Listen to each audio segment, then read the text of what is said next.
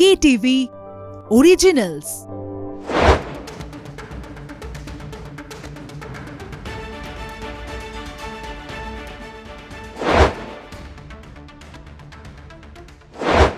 শুরু করছি আজকে stadium bulletin presented by one x bet. আর আজকের স্টেডিয়াম বুলেটিনে প্রথম প্রসঙ্গ অবশ্যই ভারত অস্ট্রেলিয়া ম্যাচ।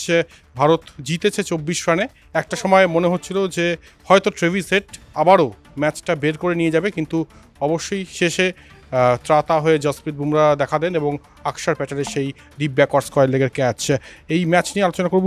অবশ্যই আমার সঙ্গে রয়েছেন এই মুহূর্তে কলকাতা টিভির যুগ্ম সম্পাদক গৌতম ভট্টাচার্য। গৌতম দা, কীভাবে ব্যাখ্যা করবেন এই ম্যাচ? আমি এই বিশ্বকাপটা ব্যাখ্যা করব, শুধু ম্যাচ নয়, এখনও তো বিশ্বকাপ সবে সেমিফাইনাল শুরু হবে, কিন্তু দুটো ঘটনা। এক হচ্ছে রোহিত শর্মার কালকের ইনিংস, যেটা টি-20তে কোনো ভারতীয় খেলা সর্বকালের সেরা ইনিংস 10টা ইনিংসের মধ্যে পড়বে। আর সেকেন্ড হচ্ছে যে আফগানিস্তানের আজকে সকালবেলা জেতা এবং জিতে সেমিফাইনাল চলে যাওয়া। এই টুর্নামেন্টের আগে আমি একজন বিশেষজ্ঞকেও বলতে শুনিনি যে আফগানিস্তান সেমিফাইনাল যেতে পারে, একজনও না। আমি জানি না আফগানিস্তান ওখানকার দেশের কেউ বলেছিলেন কিনা, কাবুলের কেউ, পৃথিবীতে কোনো বিশেষজ্ঞ বলেন, নামি কোনো বিশেষজ্ঞ। সেখানে আফগানিস্তান এরকম একটা ক্রিকেট খেললো, এবং শুধু এখানে তো নয়, 50 ওভারের ওয়ার্ল্ড কাপে তোমার ধরো ম্যাক্সওয়েলের ওই ইনিংসটা তো রোজ রোজ হয় না, ওই ইনিংসটা না হলে সেখানেও আফগানিস্তান চলে যায়। আমার দুর্ধর্ষ লেগেছে দুটো জিনিস। আবার বলছি যে ক্রিকেটকে ছাপিয়ে কখনো কখনো অন্য একটা ব্যক্তির জয়, একটা ব্যক্তির সুবিচার পাওয়া, একটা জাতির এত অবিচারের মধ্যে, এত গৃহযুদ্ধের মধ্যে লড়াই করা, আফগানরা যে স্পিরিট দেখিয়েছে ভাবাই যায় না। আর রোহিত শর্মার কালকের ইনিংসটা এবং রোহিত শর্মার গোটা কালকে সারাদিনের, কেউ যদি শুধু রোহিত শর্মার বডি ল্যাঙ্গুয়েজ তো ক্যামেরা বারবার করে দেখাচ্ছিল, কেউ যদি ঋষভ পান্তকে কখনো বকছেন, কখনো হাসছেন, কখনো হার্দিক পান্ডিয়াকে বলছেন তুই তো ক্যাচটা ফেলেই দিচ্ছিলি, এই পুরোটা একটা উপন্যাসের মতো। এবং ফাইনালি ট্র্যাভিস হেড, যিনি দুটো বড় টুর্নামেন্ট হারিয়ে দিয়েছিলেন রোহিতকে, একটা ওয়ার্ল্ড টেস্ট চ্যাম্পিয়নশিপ ফাইনাল, একটা ওয়ানডে বিশ্বকাপ ফাইনাল, তিনি তার হাতেই জমা পড়লেন। একেই বলে পোয়েটিক জাস্টিস।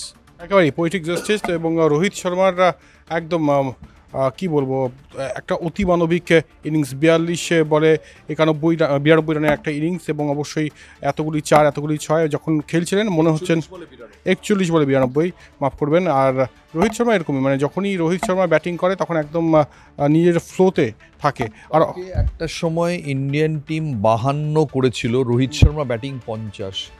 এর চেয়ে অদ্ভুত স্ট্যাটস আমরা সাম্প্রতিককালে দেখিনি। Rohit Sharma just completely unbelievable. তারপরে বলেছেন যে সেন্ট লুসিয়া মাঠে প্রচণ্ড হাওয়া চলছিল, ওই হাওয়াটার জন্যে ওকে শটের ডিরেকশনগুলো বিভিন্ন দিকে করতে হচ্ছে, কারণ বোলাররা গেম প্ল্যান চেঞ্জ করেছিল।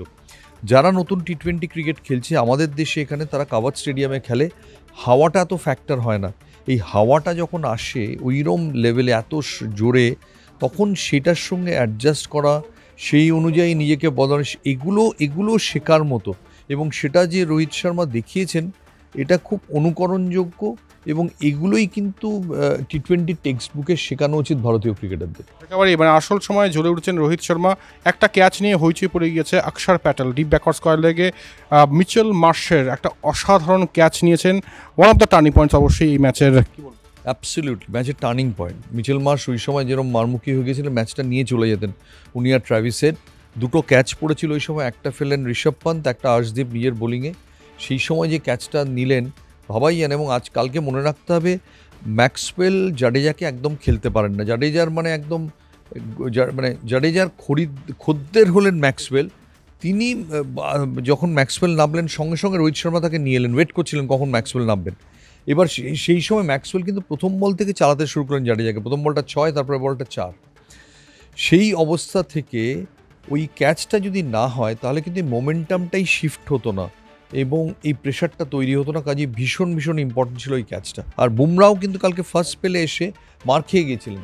কাজে কালকে খুব একটা অন্যরকম স্ট্র্যাটেজি নিয়ে নেমেছিল অস্ট্রেলিয়া, যে জাডেজাকে মারবেন ম্যাক্সওয়েল, আর বুমরাকে যে করেও বোলিংয়ের ছন্দ নষ্ট করে দেওয়ার চেষ্টা করবেন ট্র্যাভিস হেড। সেভাবেই এগোচ্ছিল, কিন্তু এই ক্যাচটা অনেক কিছু বদলে দিল। একেবারেই 27 জুন ইংল্যান্ডের মুখোমুখি ভারত, 2022-এর সেই অ্যাডিলেডের আবার পুনরাবৃত্তি। এবার কি আবারও বদলা হবে? হওয়া উচিত, কিন্তু আমি বলবো যে আমি ব্যক্তিগতভাবে একজন ক্রিকেট সমর্থক হিসেবে আমার বদলা হয়ে গেছে। অস্ট্রেলিয়া বাইরে চলে গেছে, ওটাই বদলা। একেবারে। তবে ভারত ইংল্যান্ড ম্যাচেরও বিশ্লেষণ চলবে, আপনারা চোখ রাখুন। আর একদম শেষ ল্যাপে চলে এসেছি দিস ডে দ্যাট ইয়ার। আজকে কি দিন আপনারা জানেন? 25 জুনে। একটা কথা আমি বলতে চাই, বাংলাদেশ ক্রিকেট, বাংলাদেশ কি পদ্ধতিতে রানটা তাড়া করলো আমি বুঝলাম না। বাংলাদেশের রানটা একটা নির্দিষ্ট ওভারের মধ্যে তুলতে হতো, এছাড়া যদি তুলতে না পারে বাংলাদেশ, তাহলে তারা জিতলেও তারা যাবে না। এই পরিস্থিতিতে বাংলাদেশ হঠাৎ করে গিয়ে লিটন দাস একদিকে এত ভালো খেলছিলেন, বাকিরা কেন এত নিশ্চিষ্ট হয়ে গেলেন বুঝলাম না। আর সাকিবুল হাসান যিনি বলেছিলেন হু ইজ সেহবাগ, সেহবাগ কে? এবার সেহবাগ নিশ্চয়ই জিজ্ঞেস করবেন সাকিবকে। এই পারফরমেন্সের পর সাকিবের এবার খেলা ছেড়ে দেওয়া উচিত আমার মনে হয়। বাংলাদেশ ক্রিকেট এত মিরপুরে এত ম্যাচ জেতে, কিন্তু ওই যে একটা কমফর্ট জোনের মধ্যে যেতে, সেই কমফর্ট জোন থেকে তাদের বেরোতেই হবে। ভারত যেরকম করেছিল, যে ভারতে উইকেটের খোলনলচে বদলে ফেলে, বিদেশে গিয়ে ওই উইকেট পায় না বলে। সবচেয়ে বড় উদাহরণ ইডেনগঞ্জ, যে পুরো উইকেটটাই বদলে গেছে। যতক্ষণ না মিরপুরের উইকেট বদলাচ্ছে, বাংলাদেশ আনফর্চুনেটলি টি20-তে প্রচুর ম্যাচ জিতবে। তুমি যদি বাংলাদেশের রেকর্ড দেখো, খুব ভালো, বোলিং এত ভালো, কিন্তু পারফরমেন্স এটা কি, এটা তো শোনার সুযোগ ছিল।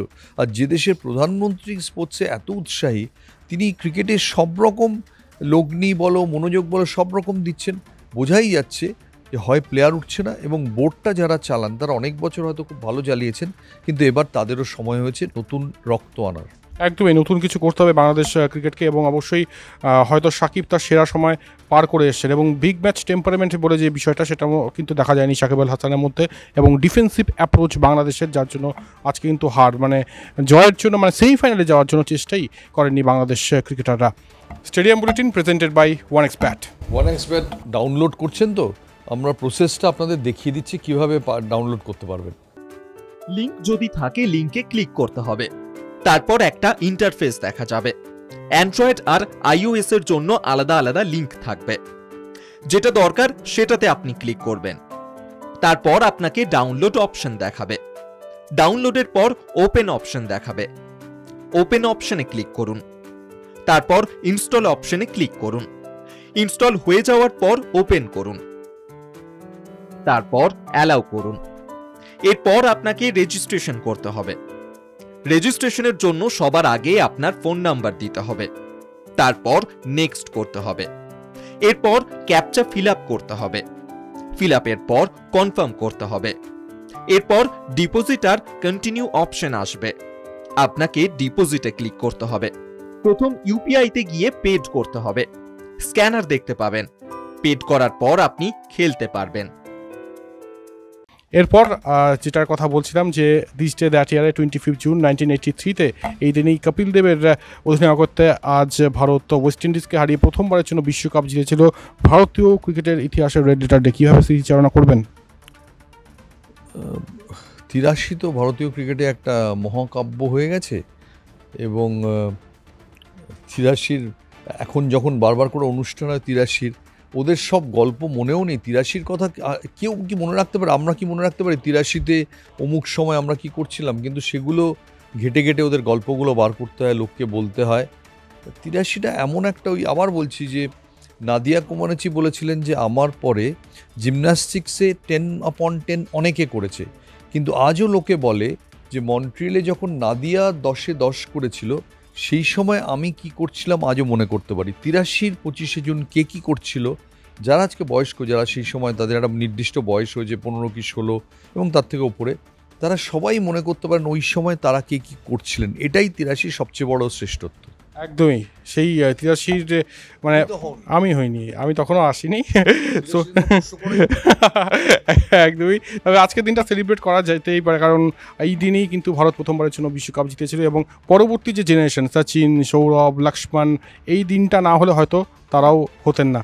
শেষ করছি এখানে। অনেক ধন্যবাদ গৌতম দাকে। দেখতে থাকুন stadium routine presented by one x bet. আর স্টেডিয়াম রুটিন দেখার জন্য লগ ইন হতে হবে কলকাতা টিভি অনলাইনে, এবং একই সঙ্গে আমাদের digital broadcast partner daily hunt রয়েছেই, সেখানে উঁকি মারতে ভুলবেন না।